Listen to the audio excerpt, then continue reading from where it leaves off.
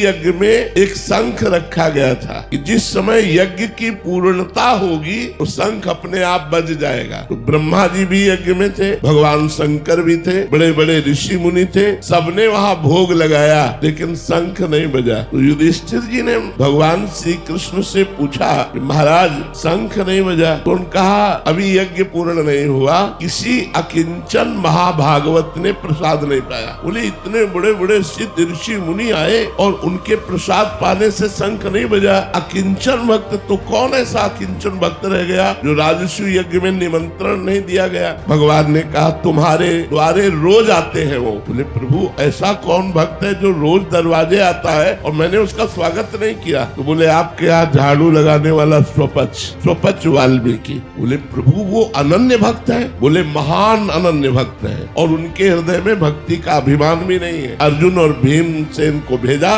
जाओ उनके घर और उनको निमंत्रण देके बुलाओ और रसोई तैयार करें द्रौपदी, और जब उनको सम्मान से पवाओगे तब यज्ञ पूर्ण होगा। तो स्वपच वाल्मीकि के यहाँ जब अर्जुन और भीम जी गए तो वो रो रहे थे भगवान का नाम जप करते हुए, हा कृष्ण हाँ कृष्ण। भीमसेन ने देखा कि अरे इनको तो कोई जानता ही नहीं कि ऐसे महान भक्त हैं। ये तो एक हाथ में डलिया एक हाथ में झाड़ू लिए दोना पत्तल वहां उठाते, लेकिन ऐसे महान भक्त जो इस साष्टांग दंडवत किया। तुम कहा अरे मालिक आप ये क्या कर रहे हो, हम तो आपके नौकर हैं, हम तो आपके द्वारा पोषित है। उन्होंने कहा भगवान श्री कृष्ण ने अब आपका रहस्य खोल दिया है, अब आपको निमंत्रण देने आए हैं और आपको। बोले हम तो रोज जूठन पाते हैं, हमें निमंत्रण की क्या जरूरत। बोले नहीं, भगवान ने भगवान की तरफ प्रलय कोप से कहा कि मैं छुप करके आपका भजन करना चाहता हूँ, लेकिन आप प्रकाशित ही करना चाहते हैं। तो यदि आप प्रकाशित करना चाहते हैं तो मैं छुप कैसे सकता हूँ, अवश्य आऊंगा। तो उनको पालकी में बैठाल करके राजस्व यज्ञ में बुलाया गया। द्रौपदी जी ने स्वयं भोजन तैयार किया और जब वो पाने बैठे तो खीर सब्जी